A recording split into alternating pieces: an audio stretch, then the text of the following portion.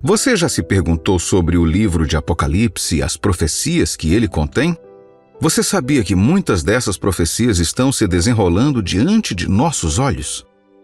A Bíblia é muito mais do que apenas um livro de história.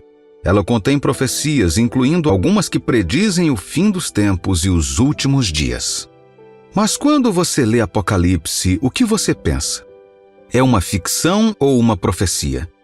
Você tem medo ou fé? É do bem ou do mal? A Bíblia revela algumas coisas bastante aterrorizantes sobre os últimos dias, e algumas dessas profecias estão definidas para acontecer durante nossa vida. Mas não se preocupe, não ficamos no escuro sobre o que está por vir. A Bíblia nos dá muitas informações sobre o mal que caracterizará os últimos dias. Na verdade, neste vídeo vou revelar algumas das profecias mais terríveis da Bíblia. Vou até mostrar a profecia mais assustadora sobre os últimos dias, que a maioria das pessoas não conhece ou para a qual não está preparada. Vamos então ver quais são essas profecias. A primeira é o anjo da morte. Você já ouviu falar do anjo da morte? Esta é uma das histórias mais interessantes da história da humanidade. O anjo da morte também é conhecido como o Destruidor. Este ser celestial fez uma entrada dramática na terra há muitos anos no Egito. Isto aconteceu quando o faraó se recusou terminantemente a deixar os filhos de Israel saírem do Egito. Agora, o personagem central deste episódio histórico foi um homem chamado Moisés. Imagine isto. Deus enviou 10 pragas ao Egito, tentando convencer o faraó a libertar os israelitas. Mas ele, com um coração duro como uma rocha, não se mexeu. As pragas não eram brincadeira. Água se transformando em sangue, rãs e insetos tomando conta, gado egípcio caindo como moscas, infecções de pele desagradáveis e uma escuridão espessa cobrindo a terra por 3 dias e 3 noites. O que é surpreendente para os historiadores da Bíblia é que nenhuma destas pragas atingiu os israelitas, apesar de ainda estarem no Egito. Por quê? Porque eles moravam num lugar chamado Gósen. Era como se um campo de força divina os estivesse protegendo. Apesar de todo o caos, o faraó manteve a teimosia, recusando-se a libertar os israelitas da escravidão. Isso deixou Deus muito zangado com ele, levando-o a enviar o anjo da morte para desencadear a ira divina sobre os egípcios. Agora aqui está a diferença. Deus deu instruções específicas a Moisés. Ele lhe disse para pegar um cordeiro, abatê-lo e usar seu sangue para marcar os umbrais das casas dos israelitas. Isso fez uma distinção clara entre os israelitas e os egípcios. Foi como um sinal celestial dizendo: "Este é o meu povo, poupe-os." Uma bela história, não é? Êxodo capítulo 11, versículos 4 a 7 nos diz: Moisés disse: "Assim diz o Senhor, cerca da meia-noite passarei pelo meio do Egito, e todo primogênito na terra do Egito morrerá, desde o primogênito de Faraó, que se assenta no seu trono, até o primogênito da serva que está junto a Mó, e todo o primogênito dos animais. Haverá grande clamor em toda a terra do Egito, qual nunca houve, nem haverá jamais, porém contra nenhum dos filhos de Israel, desde os homens até os animais, nem ainda um cão rosnará, para que saibais que o fez distinção entre os egípcios e os israelitas." À meia-noite o destruidor matou todos os primogênitos egípcios, incluindo os primogênitos do faraó e todos os rebanhos egípcios. Isto levou a um grande luto em todo o Egito, e talvez este seja um dos acontecimentos mais dolorosos da sua história. Assim como as pragas anteriores, o anjo da morte poupou os primogênitos dos israelitas e seus animais. Deixe-me levá-lo através de outro evento intrigante: a visão das profundezas da terra.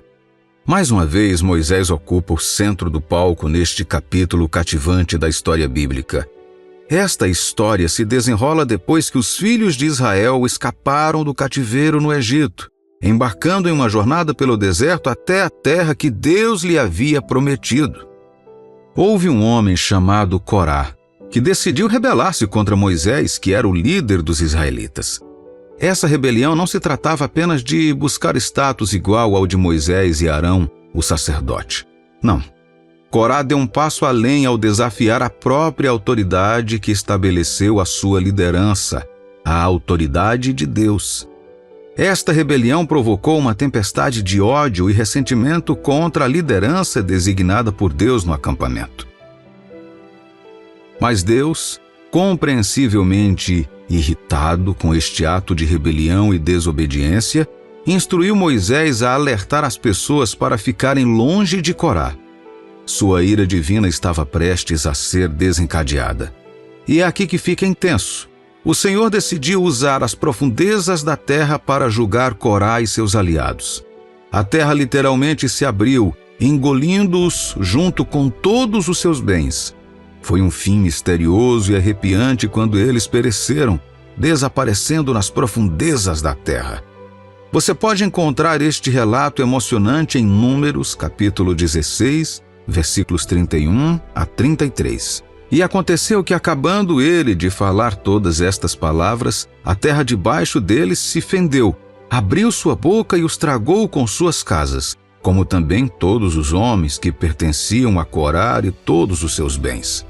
Eles e todos os que lhes pertenciam desceram vivos ao abismo. A terra os cobriu e pereceram do meio da congregação.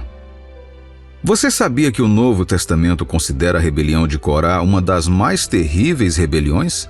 Serve de alerta contra qualquer forma de rebelião.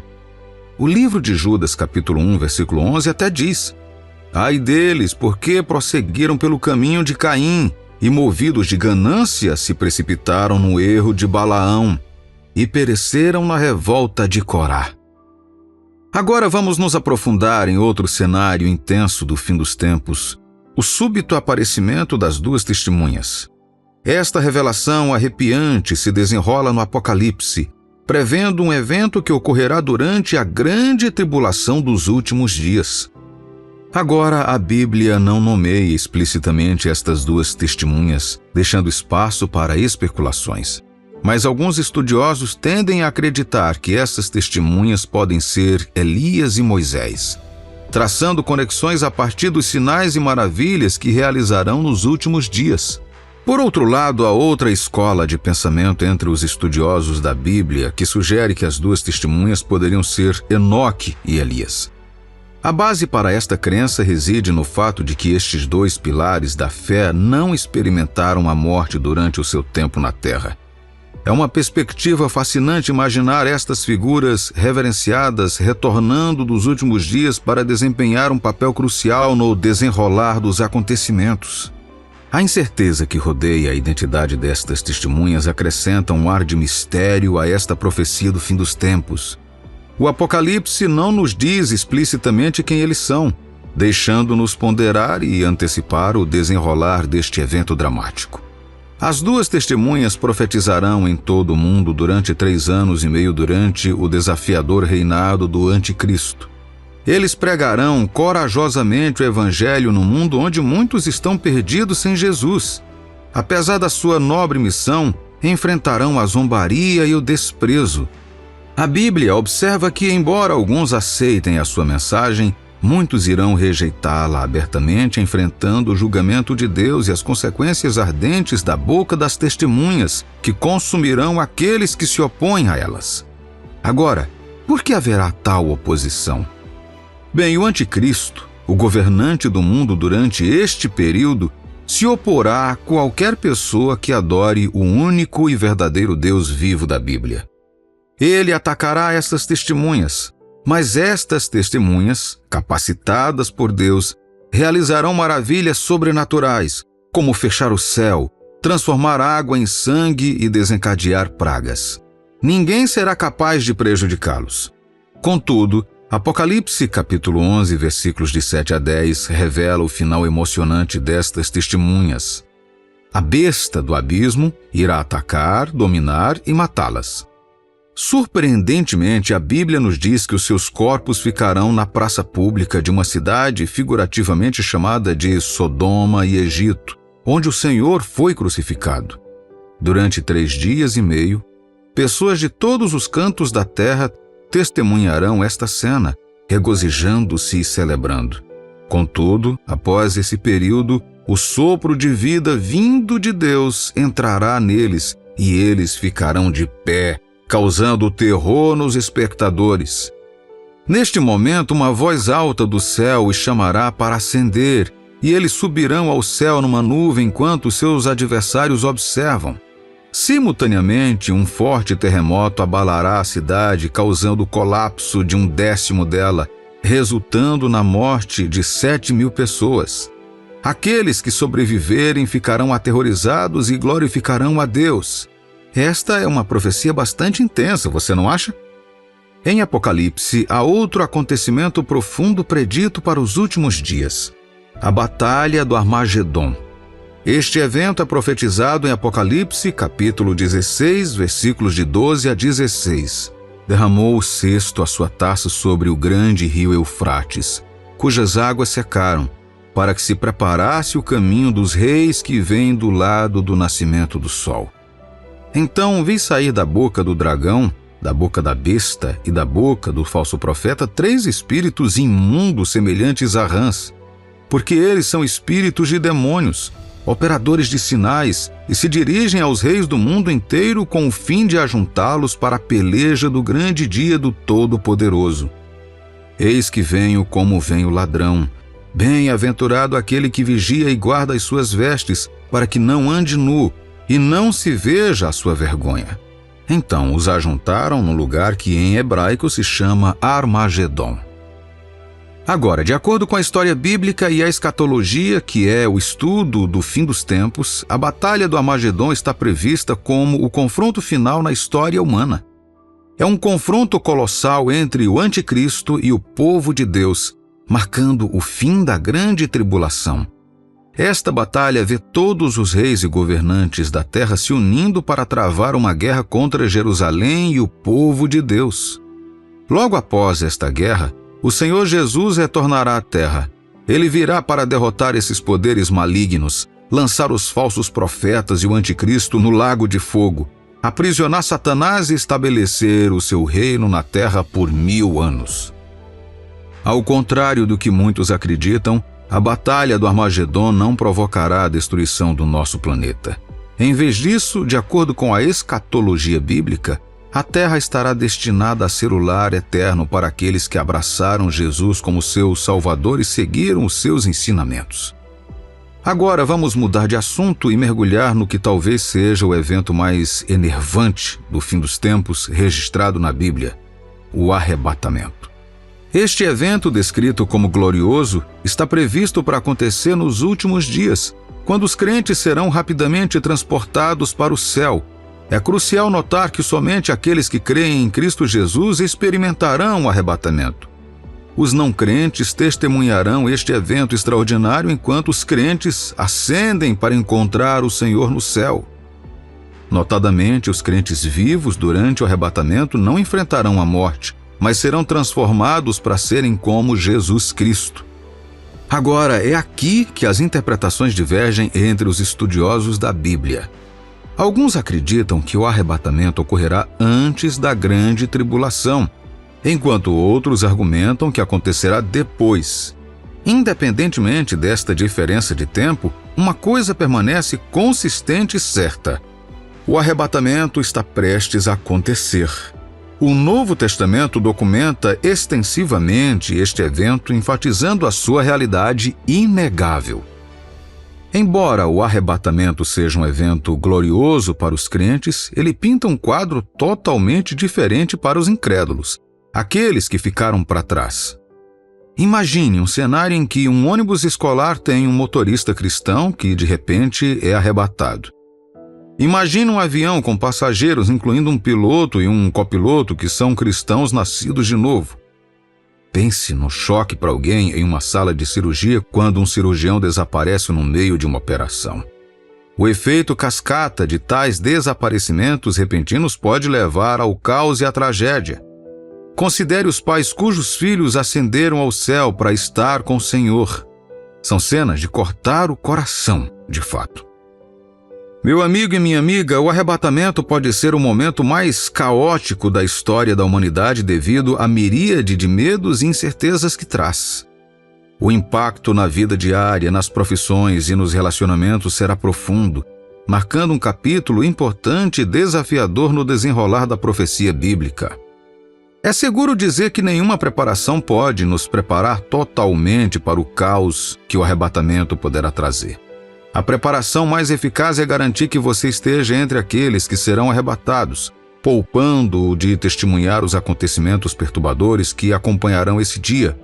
Dê uma olhada no que Mateus capítulo 24, versículos de 40 a 44 diz sobre o arrebatamento. Então, 2 estarão no campo, um será tomado e deixado o outro.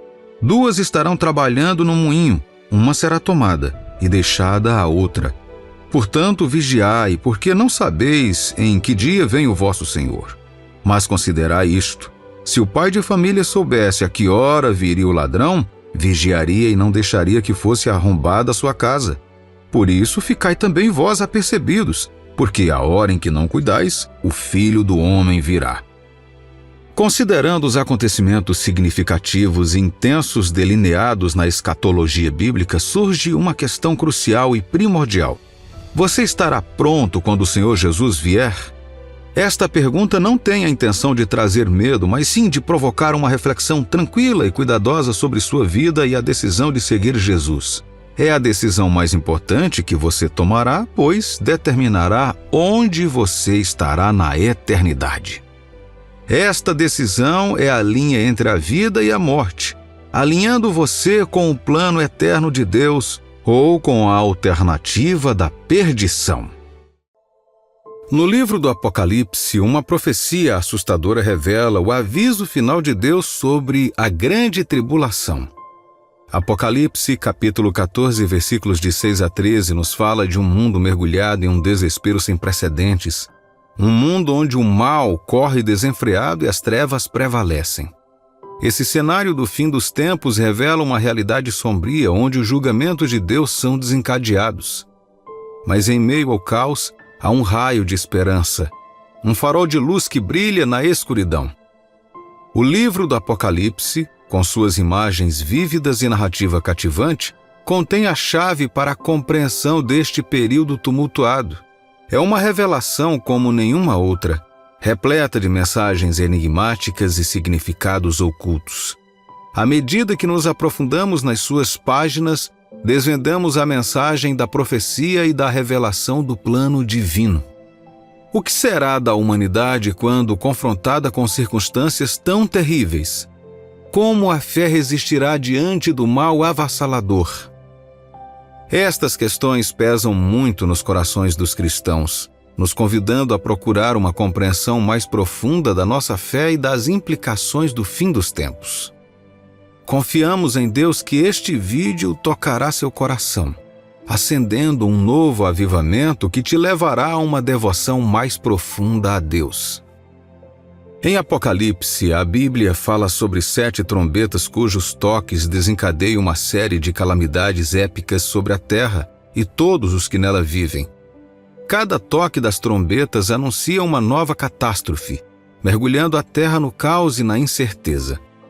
Imagine estar na terra enquanto a primeira trombeta soa e testemunhar o desenrolar de pragas inimagináveis. Os mares, outrora serenos e vivificantes, se transformam em sangue. Ao ressoar a segunda trombeta, as águas que sustentam a vida se tornam amargas. Então a terceira trombeta traz à tona um evento cataclísmico que abala os próprios alicerces do nosso entendimento. Corpos celestes caem dos céus, colidindo com a terra. É uma exibição deslumbrante de destruição e caos. Mas as calamidades não param no domínio físico. A quarta trombeta revela um enxame de gafanhotos que emerge do abismo, enviado para atormentar os habitantes da terra. Esses gafanhotos possuem um poder terrível de infligir dor e sofrimento, sendo seu líder Abaddon, o destruidor, Então temos a quinta, a sexta e a sétima trombetas. Outra coisa que lemos no livro do Apocalipse é a ascensão do Anticristo, uma figura marcada pelo engano e pela tirania. Imagine quando o Anticristo subir ao palco global, cativando os corações e mentes das massas. Com sua língua afiada e comportamento carismático, ele tece uma teia de engano, atraindo as pessoas para suas garras. Esta natureza enganosa espelha a serpente do jardim do Éden, apelando aos nossos desejos e nos afastando da verdade. À medida que o Anticristo ganha poder, ele estabelece uma ordem mundial e exige lealdade inabalável. O falso profeta, cúmplice do Anticristo, realiza sinais e prodígios para enganar as massas, as desviando do caminho da justiça. Este falso profeta personifica a rebelião contra o Criador, procurando estabelecer um reino falso que se opõe à ordem divina de Deus. Mas, à medida que tudo isto se desenrola, a Bíblia nos diz que a misericórdia de Deus brilha intensamente enquanto ele intervém com 3 anjos especiais, conforme citado em Apocalipse, capítulo 14, versículos de 6 a 13. Este ato divino não tem precedentes, demonstrando o profundo amor de Deus pela humanidade e o seu desejo de trazer salvação e justiça ao mundo. Mas o que esses anjos dizem? O primeiro anjo aparece voando pelo céu proclamando o evangelho eterno. Apocalipse, capítulo 14, versículos de 6 a 7 diz: Vi outro anjo voando pelo meio do céu, tendo o evangelho eterno para pregar aos que se assentam sobre a terra, e a cada nação, e tribo, e língua, e povo, dizendo em grande voz: Temei a Deus e dai-lhe glória, pois é chegada a hora do seu juízo, e adorai aquele que fez o céu, e a terra, e o mar, e as fontes das águas. É como se os próprios céus declarassem estas boas novas a todas as pessoas. A mensagem do anjo transcende as barreiras linguísticas, alcançando todos os cantos do mundo. Enfatiza a necessidade urgente da humanidade temer e adorar a Deus. Este chamado para temer a Deus não se trata de se encolher de terror, mas sim de reconhecer seu amor, santidade e autoridade inspiradores de temor. É como estar na presença de uma montanha majestosa, sentindo uma sensação de reverência e humanidade. A mensagem do primeiro anjo convida todos a entrar num relacionamento profundo e pessoal com o nosso Criador, dando a Deus a reverência e adoração que Ele merece. Agora vamos voltar nossa atenção para o segundo anjo. Este mensageiro celestial faz um anúncio profundo: a queda da Babilônia. Veja Apocalipse, capítulo 14, versículo 8. Seguiu-se outro anjo, o segundo, dizendo: Caiu a grande Babilônia, que tem dado a beber a todas as nações do vinho da fúria da sua prostituição. No contexto bíblico, Babilônia simboliza os sistemas e ideologias corruptos que se opõem ao reino de Deus. Representa o fascínio do poder mundano, do materialismo e da rejeição da autoridade de Deus. A mensagem do segundo anjo serve como um aviso de que estes sistemas, construídos sobre o engano e o egoísmo, acabarão por desmoronar. Nas nossas próprias vidas podemos encontrar a influência da Babilônia. Ela pode se manifestar como a pressão para nos conformarmos com normas sociais que contradizem os nossos valores cristãos, ou a tentação de dar prioridade ao sucesso mundano em detrimento do crescimento espiritual. O anúncio do segundo anjo nos leva a avaliar as nossas prioridades, a resistir às tentações da Babilônia e a procurar o reino de Deus acima de tudo. Isso nos assegura que não importa quão influentes ou invencíveis estes sistemas corruptos possam parecer, a justiça de Deus prevalecerá e o seu reino perdurará. Agora vamos considerar a mensagem do terceiro anjo em Apocalipse, capítulo 14, versículos 9 a 11. Seguiu-se a estes outro anjo, o terceiro, dizendo em grande voz: Se alguém adora a besta e a sua imagem e recebe a sua marca na fronte ou sobre a mão, também esse beberá do vinho da cólera de Deus, preparado sem mistura do cálice da sua ira, e será atormentado com fogo e enxofre diante dos santos anjos e na presença do Cordeiro. A fumaça do seu tormento sobe pelos séculos dos séculos e não tem descanso algum, nem de dia nem de noite, os adoradores da besta e da sua imagem e quem quer que receba a marca do seu nome. Este anjo emite uma advertência solene contra a adoração da besta e a aceitação de sua marca. A besta representa a personificação da rebelião contra a autoridade de Deus e da rejeição da sua verdade. As consequências de se alinhar com a besta e rejeitar a Deus são graves, pois o anjo descreve o derramamento da ira de Deus sobre aqueles que escolhem rejeitá-lo. Em nossas vidas, testemunhamos paralelos com esse aviso. Deus estende a mão incansavelmente até nós, nos oferecendo salvação e misericórdia. No entanto, muitos rejeitam seu chamado. Hoje, como nos tempos bíblicos, Deus nos alerta, desejando o nosso arrependimento e oferecendo uma chance de nos voltarmos para Ele. É nossa responsabilidade atender ao seu chamado. Mesmo nos tempos mais sombrios e durante a ascensão do anticristo, Deus envia mensageiros para alertar e chamar os pecadores ao arrependimento. O desenrolar do Apocalipse deveria funcionar como um alerta. Aqueles que persistem no pecado e rejeitam o Evangelho assumem a responsabilidade pelas suas consequências eternas. Este aviso é um lembrete da batalha espiritual contínua que enfrentamos. Assim como o terceiro anjo enfatiza as terríveis consequências de rejeitar a verdade de Deus, também destaca o amor e a graça incomensuráveis disponíveis para nós através de Jesus Cristo, e nos convida a abraçar de todo o coração a verdade de Deus, a rejeitar qualquer forma de idolatria e a encontrar refúgio no seu amor infalível.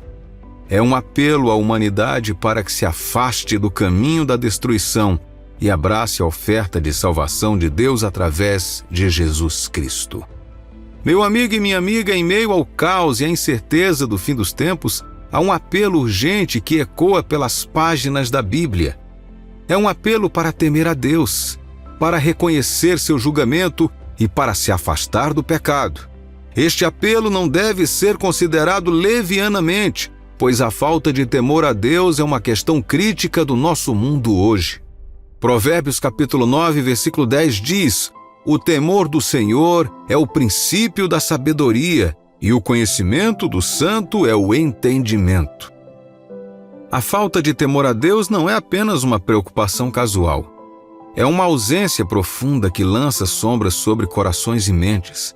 Numa sociedade muitas vezes movida pelo interesse próprio e pelos prazeres momentâneos, o conceito de reverenciar a Deus parece estar a desaparecer. Mas a verdade é que o julgamento é iminente. É uma realidade da qual não podemos escapar. A Bíblia nos alerta repetidamente sobre as consequências de nossas ações e das escolhas que fazemos. Ela nos chama ao arrependimento e a nos voltarmos para Deus antes que seja tarde demais. Tal como os dias de Noé, quando o dilúvio veio e levou os injustos, chegará um tempo em que o julgamento de Deus será desencadeado sobre a terra. Atos capítulo 17, versículos de 30 a 31 nos diz: "Ora, não levou Deus em conta os tempos da ignorância. Agora, porém, notifica aos homens que todos, em toda parte, se arrependam, porquanto estabeleceu um dia em que há de julgar o mundo com justiça, por meio de um varão que destinou e acreditou diante de todos, ressuscitando-o dentre os mortos." No entanto, infelizmente, mesmo face às intervenções divinas e aos sinais inegáveis, alguns ainda podem escolher a rebelião. Isto realça a complexidade do livre-arbítrio, a capacidade de escolher entre o certo e o errado, entre a obediência e a desobediência. Deus, na sua infinita sabedoria, nos deu a liberdade de fazer escolhas, mas também nos responsabiliza por essas escolhas. Nos tempos mais sombrios, quando o mal parece prevalecer e a esperança parece desaparecer, Deus oferece a salvação e a oportunidade de arrependimento. Ele estende sua mão misericordiosa, nos convidando a voltar para Ele em busca de perdão e redenção. Assim como um pai amoroso espera pacientemente que seu filho rebelde volte para casa, Deus espera pacientemente que cheguemos até Ele. Segundo Pedro, capítulo 3, versículo 9, declara: "Não retarda o Senhor a sua promessa, como alguns a julgam demorada. Pelo contrário, Ele é longânimo para convosco, não querendo que nenhum pereça, senão que todos cheguem ao arrependimento. Portanto, não deixemos enganar pelo fascínio deste mundo, nem sejamos consumidos pela falta de amor a Deus que nos rodeia. Em vez disso, atendamos ao apelo urgente, reconheçamos o julgamento iminente e escolhamos nos voltar para Deus. Que possamos abraçar a sua misericórdia, seu amor e sua oferta de salvação, pois é nele que encontramos a verdadeira esperança e a vida eterna. Ao refletirmos sobre estas palavras, respondamos com o coração aberto, procurando honrar e adorar a Deus, resistindo ao fascínio dos sistemas mundanos e encontrando o nosso refúgio final no amor e na graça de Jesus Cristo. Você sabia que Satanás já esteve no céu? Sim, ele morava no céu. A Bíblia revela claramente que o diabo já viveu na presença de Deus. Não é nenhuma surpresa que ele possua amplo conhecimento sobre a raça humana e esteja determinado a destruí-la por meio do engano. Este arqui-inimigo de Deus é um mestre enganador. Em seu orgulho e arrogância, Satanás acreditou que poderia se levantar e se rebelar com sucesso contra Deus. Essa rebelião levou à queda final de sua posição exaltada dada por Deus e ele foi lançado à terra junto com os anjos que enganou. Se Satanás conseguiu enganar os anjos, tenha certeza de que ele tem capacidade de enganar muitas pessoas. A Bíblia mostra claramente como Lúcifer caiu de sua exaltada posição dada por Deus em Apocalipse capítulo 12, versículos 7 ao 9. Houve peleja no céu. Miguel e seus anjos pelejaram contra o dragão. Também pelejaram o dragão e seus anjos. Todavia não prevaleceram, nem mais se achou no céu o lugar deles. Ele foi expulso, o grande dragão, a antiga serpente, e que se chama Diabo e Satanás, o sedutor de todo o mundo. Sim, foi atirado para a terra e com ele os seus anjos. O diabo vive para enganar a humanidade a partir da verdade. O mesmo enganador que enganou o primeiro homem e a primeira mulher também está hoje a influenciar numerosos líderes mundiais, políticos e celebridades e procura enganar e destruir o mundo inteiro. O objetivo de Satanás é impedir as pessoas de abraçarem os caminhos de Deus, o que as prepararia para a segunda vinda de Jesus. Portanto, é crucial estar ciente dessas verdades e permanecer vigilante contra os enganos do inimigo. Meu amigo e minha amiga, quero que preste muita atenção a este vídeo para que você esteja adequadamente informado e enraizado na verdade até a volta de nosso Senhor Jesus. Quero encorajar você a assistir este vídeo até o final e participar das orações que faremos por você. Além disso, curta este vídeo, se inscreva em nosso canal e compartilhe pelo menos uma vez para nos ajudar a alcançar mais pessoas. Ao fazer isso, você estará espalhando o Evangelho, tocando mais vidas e avançando o reino de Deus. Muitos de nós, frequentemente, contemplamos como o mundo seria um lugar melhor sem o mal. E a verdade é que o mundo seria um lugar melhor sem Satanás. Considere isso por um momento. A rebelião de Satanás no céu marca o primeiro exemplo de pecado e desobediência a Deus. Ele conseguiu convencer 1/3 dos anjos no céu a se juntarem a ele na rebelião contra o Deus Todo-Poderoso. Apesar disso, ele foi dominado e lançado por terra. Desde então, ele prometeu enganar a humanidade para a destruição eterna. O diabo passou a enganar o primeiro homem e a primeira mulher criados por Deus no jardim do Éden, os levando a desobedecer a Deus.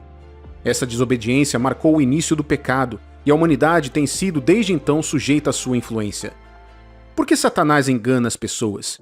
A resposta é simples. Ele procura ganhar seguidores que cairão com ele na condenação. Ele sabe que está condenado para sempre e, portanto, quer a criação valiosa de Deus, os humanos, com ele ali.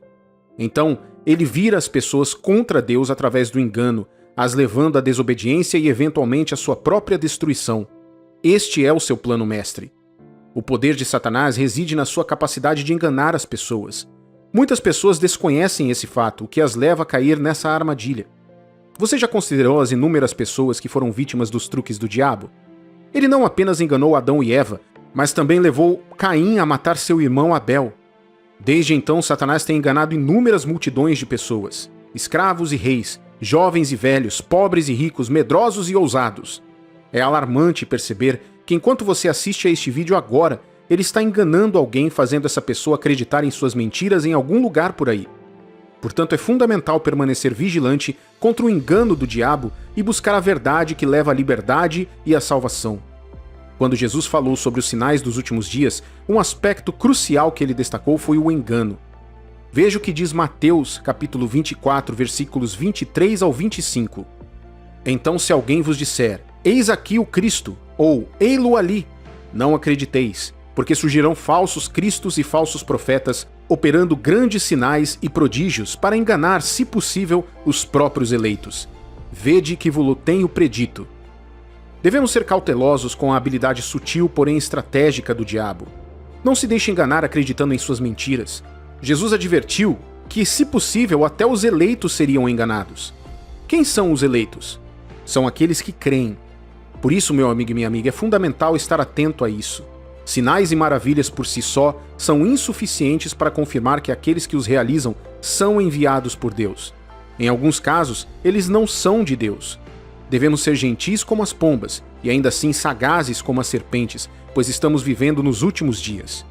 Se as pessoas realizam sinais e maravilhas, mas não pregam a verdade da palavra de Deus, é seguro concluir que elas não carregam a verdade e não são de Deus. São indivíduos que Jesus repudiará no último dia, conforme mencionado em Mateus capítulo 7, versículos 21 ao 23. Nem todo o que me diz, Senhor, Senhor, entrará no reino dos céus, mas aquele que faz a vontade de meu Pai que está nos céus. Muitos naquele dia hão de dizer-me, Senhor, Senhor, porventura não temos nós profetizado em teu nome? E em teu nome não expelimos demônios? E em teu nome não fizemos muitos milagres?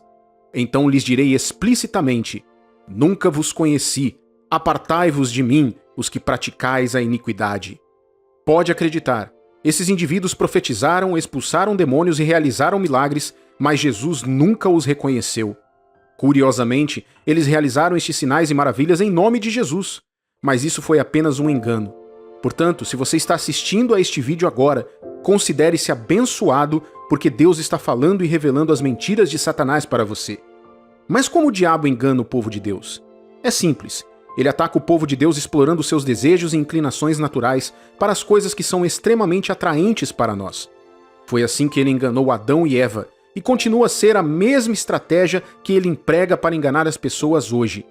O apóstolo Paulo lança luz sobre o engano do diabo nos últimos dias em 1 Timóteo, capítulo 4, versículos 1 e 2.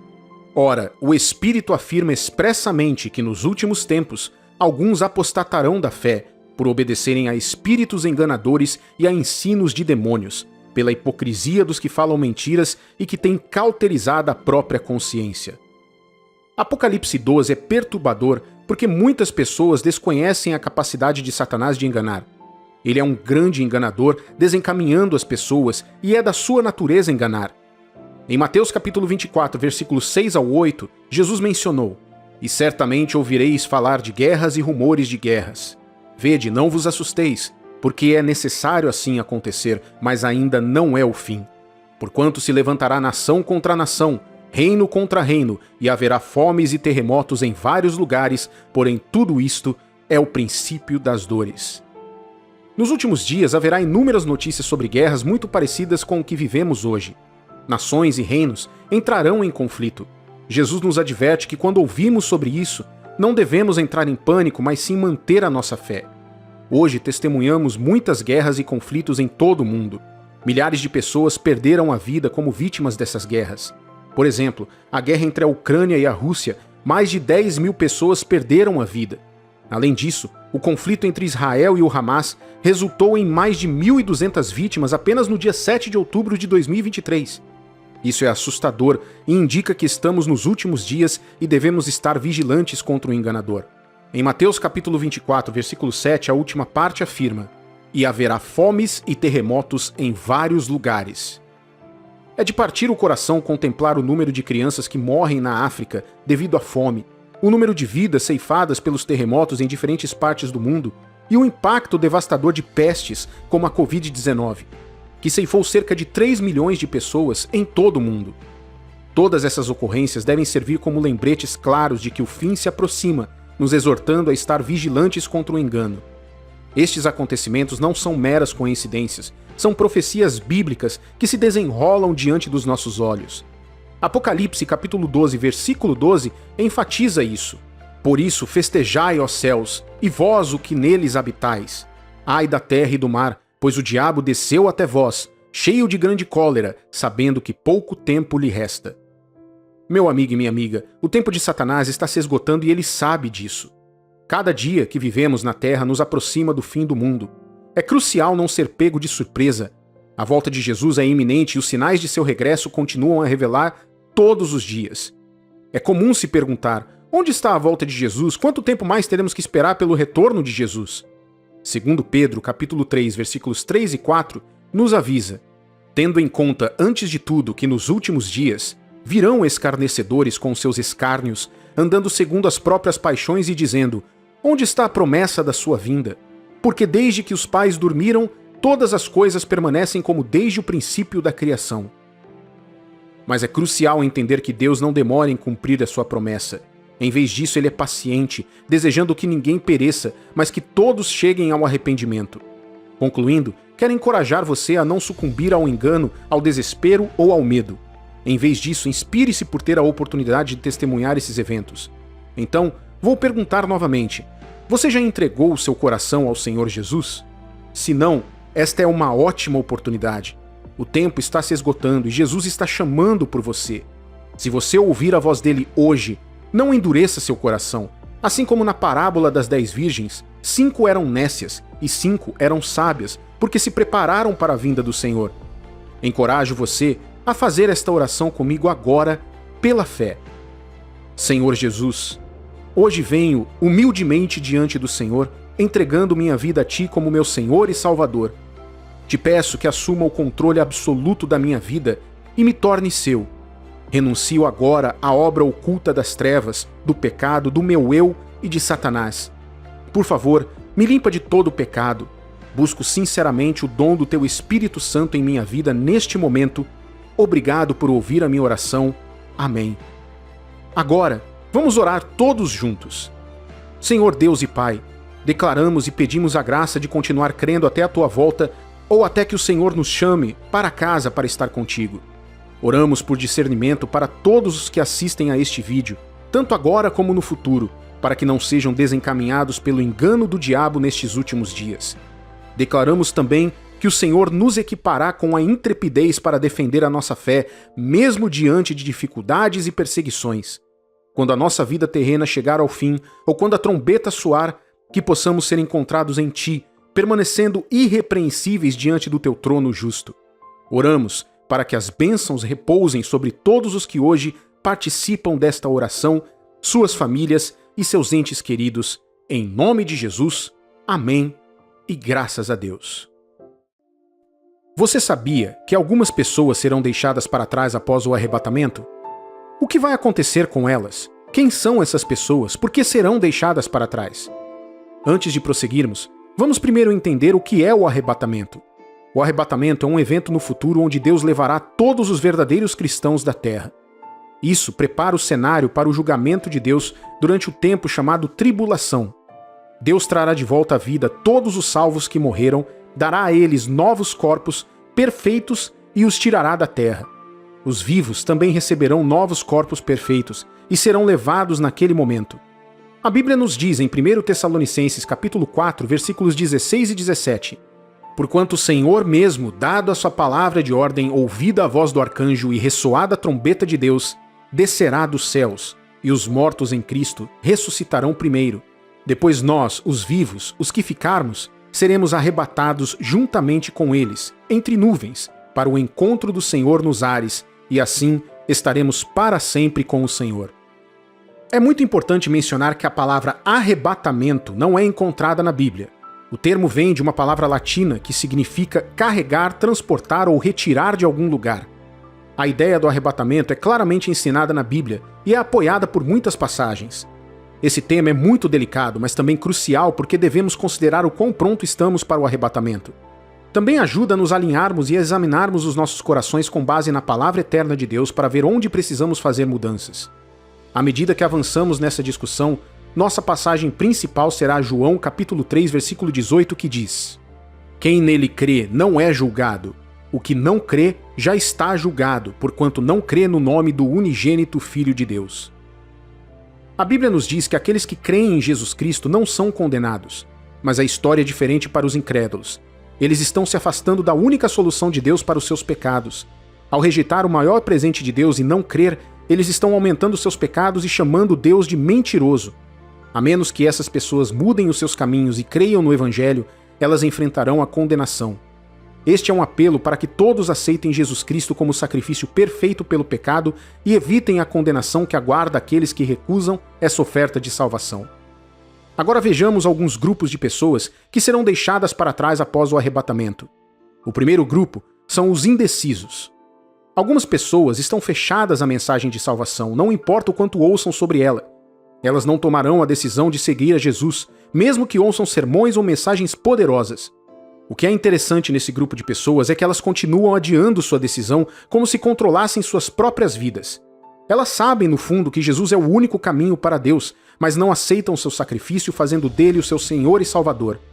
Esse grupo inclui muitos fiéis, pessoas que nasceram e foram batizadas na igreja, e até mesmo filhos de pastores, bispos e outros líderes da igreja. Elas conhecem o Evangelho, mas negam o seu poder para salvá-las dos seus pecados. É interessante notar que as pessoas deste grupo nunca tomam uma decisão significativa de seguir a Jesus durante a vida. Algumas até acreditam, erroneamente, que o arrebatamento já aconteceu, enquanto outras pensam que é apenas uma fantasia religiosa destinada a manter as pessoas presas e com medo. São as pessoas sobre quem a Bíblia alerta e dizem coisas como: nossos pais nos contaram sobre o arrebatamento, mas ainda não aconteceu, já faz muito tempo. A Bíblia chama essas pessoas de escarnecedores. Elas perguntam quando Jesus voltará, se esquecendo de que ele é paciente, esperando que todos se arrependam e não pereçam. A indecisão as levará a ficar para trás. Pense na parábola das 10 virgens em Mateus capítulo 25, versículos 1 ao 13. São como as 5 virgens tolas que tinham lâmpadas, mas não tinham óleo para acendê-las. Quando o noivo chegou à meia-noite, elas não tinham azeite. Enquanto foram buscar, o noivo veio e levou as 5 virgens prudentes. A procrastinação é muito perigosa quando se trata de tomar decisões sobre sua eternidade. Muitas pessoas ficarão para trás por conta da procrastinação e da indecisão. Alguns jovens acreditam que vão aproveitar os 20, 30 e 40 anos que têm pela frente e que tomarão a decisão quando chegarem aos 60. Mas isso não é sábio, pois sua vida não está em suas mãos. Este é um dos truques do diabo para enganar as pessoas e levá-las à condenação eterna. Quero que você saiba que pessoas morrem todos os dias, boas e más, doentes e saudáveis, jovens e velhos, ricos e pobres. Ninguém está garantido de acordar no dia seguinte. Se você já sabe e está convencido em seu coração que Jesus veio e morreu pelos pecados do mundo, não há sentido em ficar indeciso sobre sua decisão de seguir a Deus. Você pode tomar a decisão hoje e estar no caminho da felicidade eterna, ou pode continuar procrastinando, o que é extremamente perigoso, pois você não sabe quando a trombeta soará. O segundo grupo é o das pessoas que se acham mais santas do que você. Esse também é conhecido como grupo das pessoas hipócritas. O que significa ser mais santo do que você? Significa estar tão convencido da nossa perfeição humana em vez de abraçar a perfeição de Jesus que nos é dada gratuitamente pela fé. É uma verdade dolorosa que aqueles que acreditam na sua justiça própria serão deixados para trás após o arrebatamento. Essa categoria de pessoas confia mais na sua atitude, comportamento e sacramentos mais santos do que na obra consumada de Jesus na cruz no Calvário. Uma coisa que é muito comum com as pessoas nessa categoria é que elas confiam no esforço humano e não na graça divina. Elas não veem a salvação do ponto de vista da graça, elas veem pelas obras. A atitude delas está intimamente relacionada com a dos fariseus nos dias de Jesus. Ao longo do Novo Testamento, Jesus apontou a atitude deles de se julgarem mais santos do que todos, o que os fazia parecer bem, mas no fundo estavam sendo oprimidos pelo pecado da justiça própria. Os fariseus se baseavam em coisas como quanto tempo oravam, quantas vezes jejuavam, quanto doavam, com que regularidade iam à sinagoga e com que frequência atendiam os pobres e necessitados na sociedade. Embora todos esses atos sejam ótimos para cada filho de Deus, é mais importante que saibamos que ninguém pode confiar nessas coisas para ser salvo. Veja o que diz Isaías, capítulo 64, versículo 6. Mas todos nós somos como o imundo, e todas as nossas justiças como o trapo da imundícia. Todos nós murchamos como a folha, e as nossas iniquidades como um vento nos arrebatam. A justiça própria é uma miragem mortal que engana muitas pessoas, fazendo-as acreditar que podem ser salvas por seu próprio mérito. Esses indivíduos rejeitam a graça salvadora de Deus em Cristo Jesus, o que os levará a serem deixados para trás no dia do arrebatamento. Efésios capítulo 2, versículos 8 e 9 nos confirma: porque pela graça sois salvos, mediante a fé, e isso não vem de vós, é dom de Deus, não de obras, para que ninguém se glorie. A justiça própria cria um coração que geralmente está longe de Deus e cheio de orgulho, julgamento e um espírito muito crítico que os desconecta das verdadeiras bênçãos da graça de Deus. Ninguém que se julga mais santo do que você será arrebatado, pois colocam sua confiança em seu próprio mérito em vez de na obra consumada de Cristo. Em vez de se apegar exatamente àquilo que te desqualifica, por que não abraçar a graça de Deus por meio da fé em Cristo Jesus e abandonar a arrogância? A graça de Deus é maravilhosa, porque não há nada que você faça que te qualifique para ela. É por isso que muitos não serão arrebatados. Parece simples demais para ser verdade, mas isso nos leva ao último grupo que quero compartilhar com vocês. O terceiro grupo são o grupo dos incrédulos. Em contraste com a opinião popular, o pecado que leva as pessoas para o inferno é o pecado da incredulidade. A incredulidade é o que considera o maior mal da terra. Quem é o incrédulo? Um incrédulo é alguém que se recusa a colocar sua fé em Jesus Cristo. Esse grupo está destinado a ser deixado para trás após o glorioso arrebatamento. Pessoas que não creem já estão condenadas de acordo com João capítulo 3, versículo 18. Essas são pessoas que permanecem decididas quanto à sua rejeição da oferta de salvação de Deus. Elas rejeitam erroneamente a divindade de Cristo e chegaram a uma conclusão deliberada sobre a sua posição em relação ao sacrifício de Jesus. Essa negação deliberada é o que mantém seu nome fora do livro da vida. Através dessa negação, fecham sobre si a porta da misericórdia de Deus e estão agora marcadas para a condenação eterna. É por isso que essas pessoas serão deixadas para trás após o arrebatamento. É impossível rejeitar voluntariamente o dom da salvação de Deus sem as consequências nefastas do inferno eterno. Esta é uma verdade que muitas pessoas não querem admitir hoje. Não há nada que possa ser feito a alguém que morre sem crer em Jesus. Não existe isso de purgatório. O purgatório é um engano. Ele não é bíblico e continua sendo uma fantasia religiosa. Rezar pelos mortos é tão eficiente quanto tapar o sol com uma peneira. Ouça o que o apóstolo Paulo diz em 2 Coríntios capítulo 5, versículo 10, sobre a importância de estar reconciliado com Deus. Porque importa que todos nós compareçamos perante o tribunal de Cristo para que cada um receba, segundo o bem ou mal que tiver feito, por meio do corpo. Aqueles que não creem terão que lidar com o terrível resultado de rejeitar o Salvador. Embora Deus ame a todos, seu amor não permitirá que todos sejam levados no arrebatamento, pois já tiveram a chance de acertar sua melhor oferta. O arrebatamento é apenas para aqueles que foram purificados pelo precioso sangue de Jesus. Perder o arrebatamento não é o problema principal. O verdadeiro problema é viver o sofrimento e a dor da grande tribulação. É também a agonia de saber que a salvação é gratuita e simples, mas mesmo assim você a ignorou. Aqueles que ficarem para trás terão muito com que lidar, pois não há meio termo com o arrebatamento. Você será levado ou deixado para trás. Não há como negociar isso. Isso também deve nos motivar, como verdadeiros cristãos, a espalhar o evangelho como nunca antes. O amor de Deus está alcançando todos nós agora, enquanto ainda há tempo. Quando soar a trombeta de Deus, a pergunta que ficará é: você será levado ou deixado para trás? O mundo está mudando sob nossos pés. Um gigantesco despertar de seu sono, e está enviando ondas por todos os aspectos de nossas vidas. Sim, algo está por vir. Um evento tão significativo que seus ecos serão sentidos por gerações. Este não é momento para medo, mas para fé. Não por ansiedade, mas por admiração. Os sinais estão ao nosso redor como estrelas no céu noturno, nos guiando e contando uma história escrita muito antes do nosso tempo. Estes não são apenas avisos, são convites para testemunhar a majestade e o poder de um plano maior que o nosso. Convido você a viajar comigo e caminhar pela neblina com os olhos bem abertos e o coração pronto para receber. Exploraremos a Bíblia, aquelas palavras antigas que ainda hoje ecoam com relevância e poder. Vamos descobrir os 7 sinais, como descobrir tesouros preciosos na areia, cada um deles uma peça do quebra-cabeças. uma palavra na história dos nossos tempos.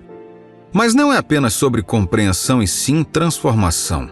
À medida que nos aprofundarmos nessas verdades, estarei orando com você e por você. Procuraremos não apenas conhecimento, mas sabedoria. Não apenas consciência, mas uma profunda mudança de coração. Esta oração não é apenas uma observação final. É uma conexão viva e poderosa, uma ponte entre nossos corações e Deus. Você está pronto? Pronto para entrar nesta jornada com coração e esperança? Pronto para encarar a mudança que se aproxima não como uma ameaça, mas como um surgimento de algo novo e algo melhor? Não vamos apenas observar os sinais, vamos fazer parte deles, vamos vivê-los. Passemos de espectadores a participantes desta dança divina do destino. À medida que navegamos por estes tempos tumultuados, os ecos de antigas profecias soam mais alto em nossos ouvidos.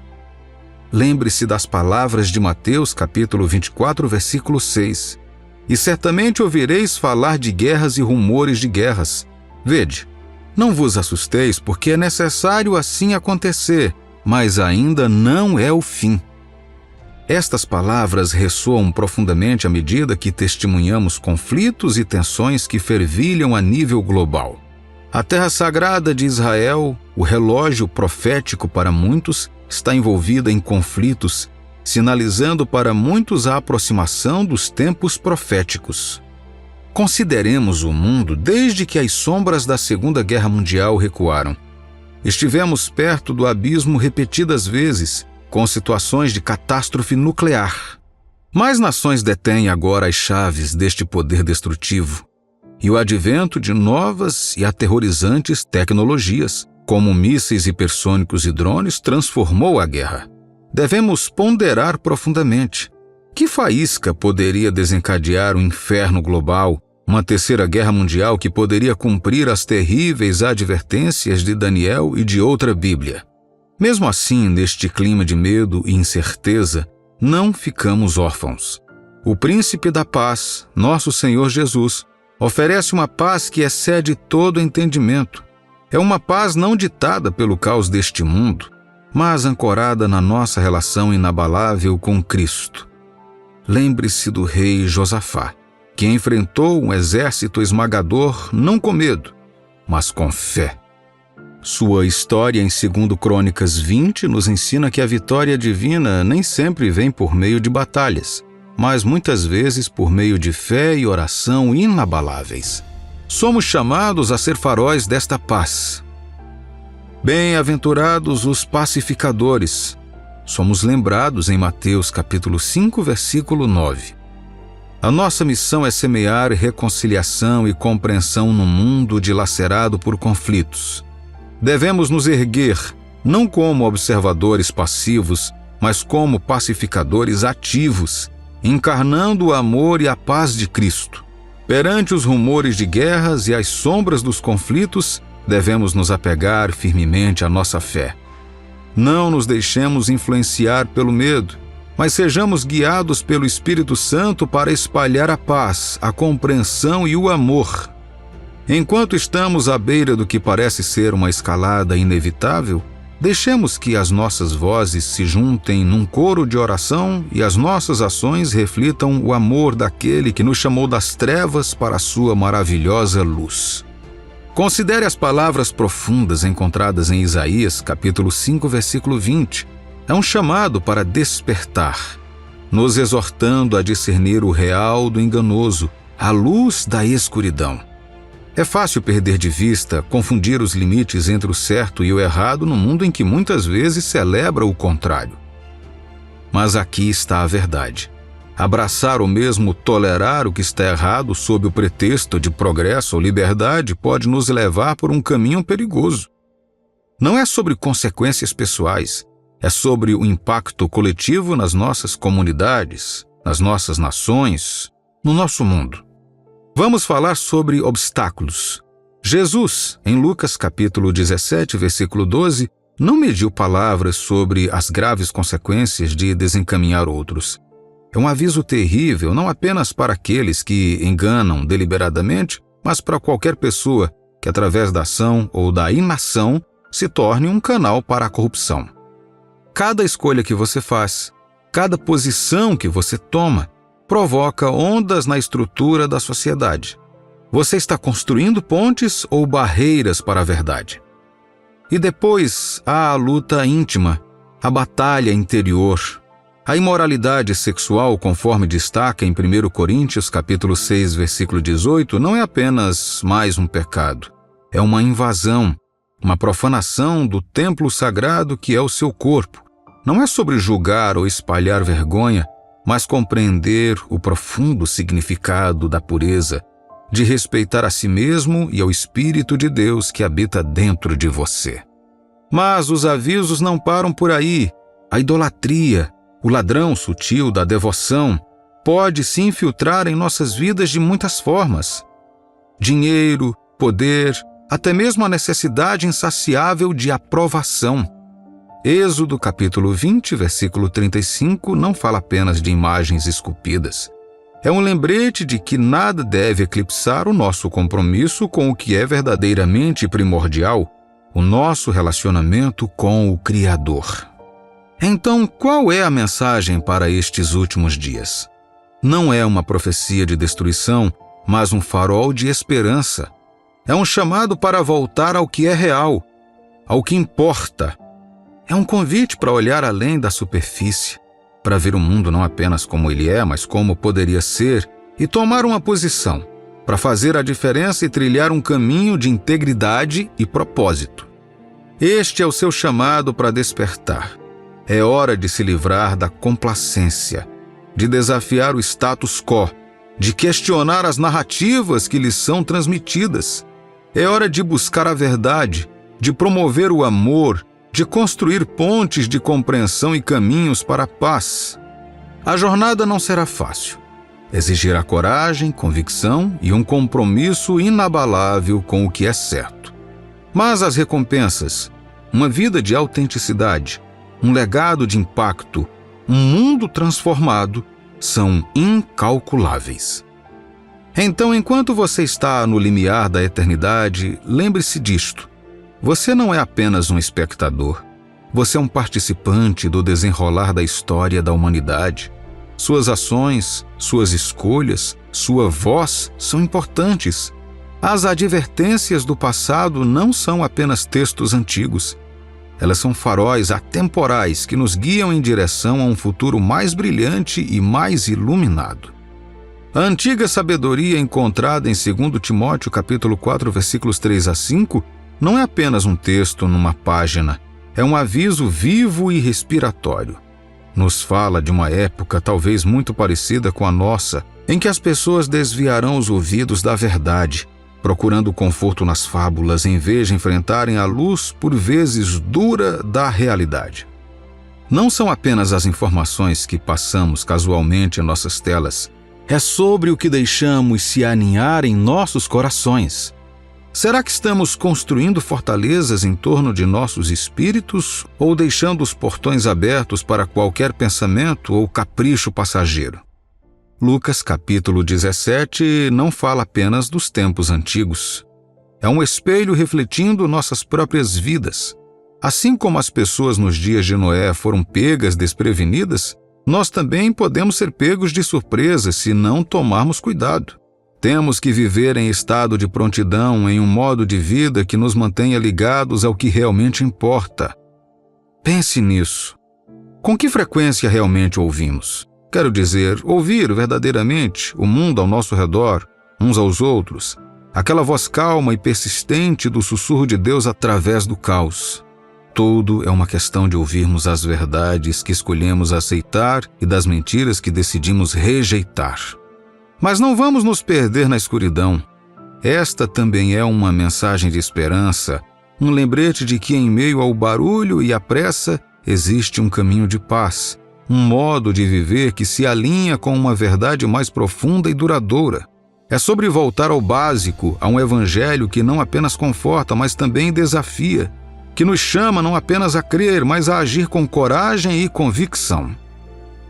Imagine, só por um momento, permanecer firme em um mundo que está em constante mudança. Imagine-se não como uma folha lançada pelo vento, mas como uma árvore, enraizada, forte e inabalável. É desse tipo de resiliência e firmeza que estamos falando aqui. Temos que viver com tal propósito e clareza que, aconteça o que acontecer, estaremos prontos, não apenas para resistir, mas para prosperar. Portanto, ao olharmos para a eternidade, não façamos isso com pavor ou ansiedade. Vamos encarar isso como uma oportunidade para aprofundar a nossa compreensão, para fortalecer a nossa determinação e para viver com tal autenticidade e paixão que não podemos deixar de fazer a diferença e acordar todos os dias com a intenção de viver plenamente, amar com ousadia e pisar com leveza nesta terra que nos foi confiada. Jesus Cristo, nosso Salvador, está voltando. A cada dia que percorremos um caminho repleto de tentações e distrações, atraídos pelos prazeres passageiros deste mundo. No entanto, no meio deste caos, há uma voz que sussurra, um lembrete gentil, mas firme de que fomos feitos para mais do que essa existência temporária. Este mundo, com todo o seu brilho e glamour, é apenas uma sombra comparado à brilhante realidade que nos espera. Agora, imagine um momento no tempo, um momento em que venha em nossa direção com a inevitabilidade do nascer do sol de manhã. Neste momento, o comum dá lugar ao milagroso. Nós que mantivemos a fé, que ousamos crer, mesmo entre escarnecedores e céticos, testemunharemos a vindicação final da nossa fé.